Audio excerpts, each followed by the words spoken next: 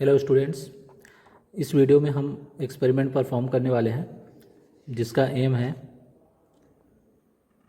Measure capacitance of the given capacitor using Wien bridge.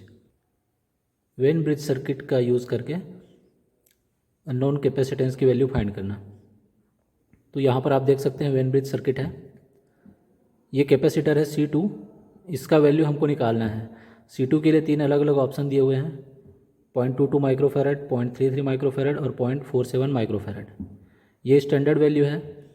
ये capacitor हमको यहाँ पर कनेक्ट करना है और उसके बाद ब्रिज बैलेंस करने के बाद जो फार्मूले से C2 का वैल्यू आता है उससे कंपेयर करेंगे। यहाँ पर एक वेरिएबल रजिस्टर है R2, ये वेरिएबल रजिस्टर है R1 1 किलो ओम का पोटेंशियोमीटर है। यहाँ से हम R1 की वैल्यू वेरी कर सकते हैं। C1 है, C1 भी वेरिएबल है। ये C1 का 3 वैल्यू है, 0.22, 0.33 और 0.47 माइक्रोफेरेड। यहाँ से हम C1 सेलेक्ट कर सकते हैं। और ये R3 है 100 ओम का रेजिस्टेंस, R4 है 200 ओम का रेजिस्टेंस। यहाँ से इनपुट सप्लाई हम कनेक्ट करेंगे। ये ऑसिलेटर है, इसका फ्रीक्वेंसी 0 से 3 किलोहर्ट्ज़ तक वेरी हो सकता है। यहाँ से हम ऑसिलेटर का फ्रीक्वेंसी वेरी करेंगे। इस एक्सपेरिमेंट के लिए थ्योरी और प्रोसीजर आप मैनुअल से नोट कर लेंगे। इस एक्सपेरिमेंट के लिए रिक्वायर्ड एपरेटस है वेन ब्रिज ट्रेनर किट, कुछ कनेक्टिंग वायर्स, हेडफोन और मल्टीमीटर। मैंने पहले भी बताया है AC ब्रिज के केस में हम गैल्वेनोमीटर यूज़ नहीं करते और इसको बैलेंस करने के लिए यहाँ पर हम हेडफोन का यूज़ करेंगे। हेडफोन में जहाँ पर साउंड मिनिमम आएगा उसको हम मानेंगे कि ब्रिज बैलेंस कंडीशन में है। जब भी करंट मिनिमम होगा तो उस केस में यहाँ से हमको साउंड मिनिमम मिलेगा। बट मैं आपको यहाँ पर हेडफोन से सुना नहीं सकता, इसलिए हम यूज़ करेंगे मल्टीमीटर का। तो स्टार्ट करते हैं।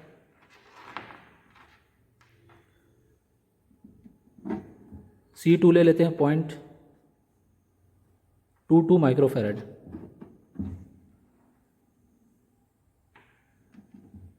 D पॉइंट को कनेक्ट करेंगे कॉमन से।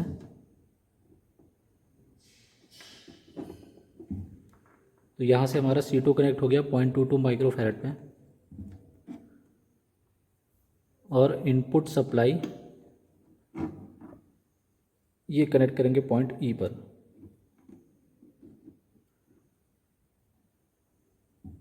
इसके बाद स्विच ऑन करते हैं।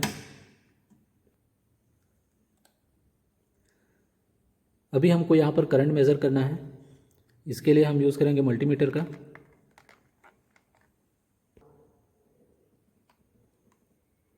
मल्टीमीटर में ये मिली एम्पेयर पे लगाना है और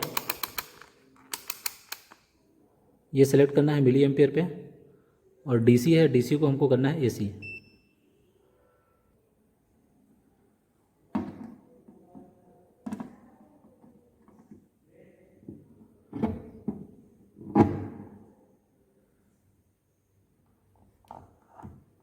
अभी करंट का वैल्यू आ रहा है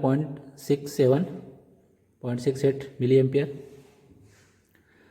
तो यहाँ से R1 को वेरी कर सकते हैं, यहाँ से R2 को वेरी कर सकते हैं और ब्रिज बैलेंस करने की कोशिश करते हैं।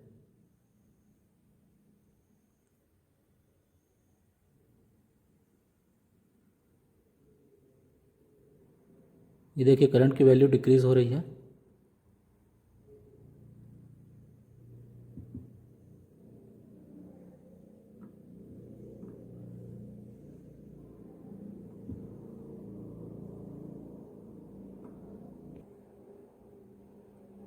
तो मिनिमम करंट हमको मिल रहा है 0.26 मिली एम्पियर। अगर मैं नॉब एंटी क्लॉकवाइज घुमाता हूँ तो भी करंट का वैल्यू बढ़ जाता है।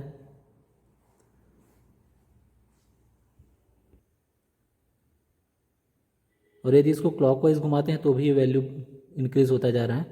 तो मिनिमम वैल्यू आ रहा है 0.26 मिली एम्पियर।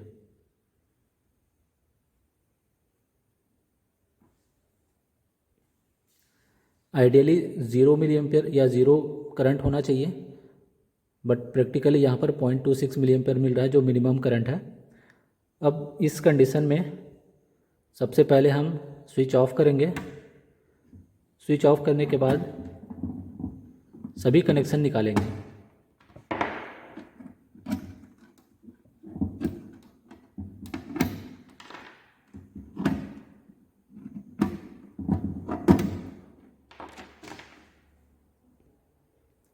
और कनेक्शन हटाने के बाद रेजिस्टेंस R1 और R2 की वैल्यू फाइंड करेंगे।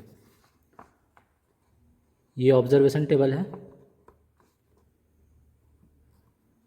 और ये फार्मूला जिसका यूज़ करके C2 का वैल्यू हमको निकालना है।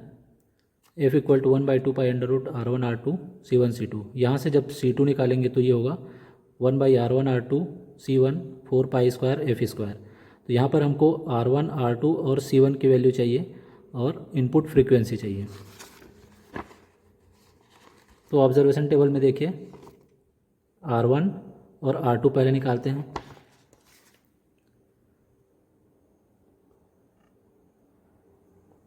इसके लिए ये हम ओम में लगाएंगे। इसको ओम पे रखना है।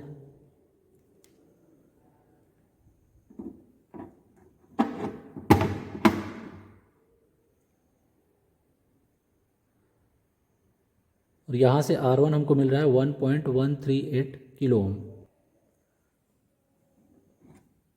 R2 का वैल्यू चेक कर लेते हैं।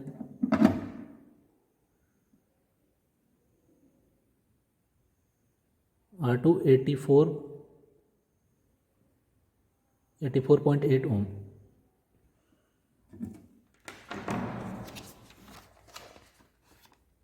तो R1 हो गया 1.138 ओम, R2 84.8 ओम और C1 यहाँ से देख सकते हैं 0.33 माइक्रोफैरड पे सेट है।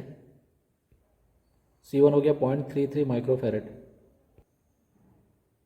इनपुट फ्रीक्वेंसी निकालने के लिए मल्टीमीटर सेट करेंगे हर्ट्ज पे और इनपुट सिग्नल चाहिए तो स्विच ऑन करना पड़ेगा। स्विच ऑन करने के बाद यहाँ से हम चेक कर सकते हैं।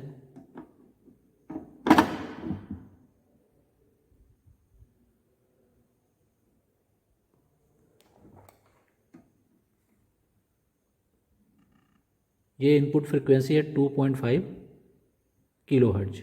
2.5 किलोहर्ट्ज। C2 हमने 0.22 माइक्रोफैरड पर सेट किया था। तो C2 का स्टैंडर्ड वैल्यू हो गया 0.22 माइक्रोफैरड। अब C2 का प्रैक्टिकल वैल्यू निकालने के लिए ये सभी वैल्यूज़ हम लोग यहाँ पुट करेंगे।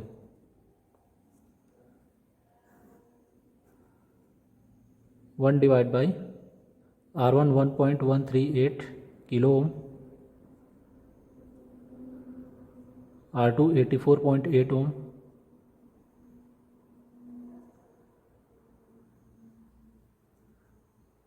C1 0.33 माइक्रोफैरड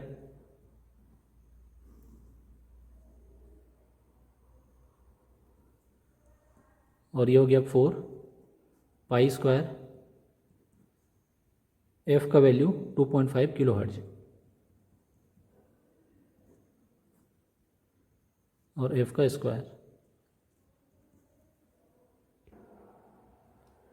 इस तरह से आप C2 का प्रैक्टिकल वैल्यू कैलकुलेट कर सकते हैं और उसे स्टैंडर्ड वैल्यू से कंपेयर कर सकते हैं। यही प्रोसीजर C1 R1 और R2 के डिफरेंट वैल्यू के लिए आपको करना है। इसी को रिपीट करना है। R1 R2 और C1 को चेंज करेंगे और यही प्रोसीजर फिर से करेंगे। इस वीडियो में इतना ही। धन्यवाद।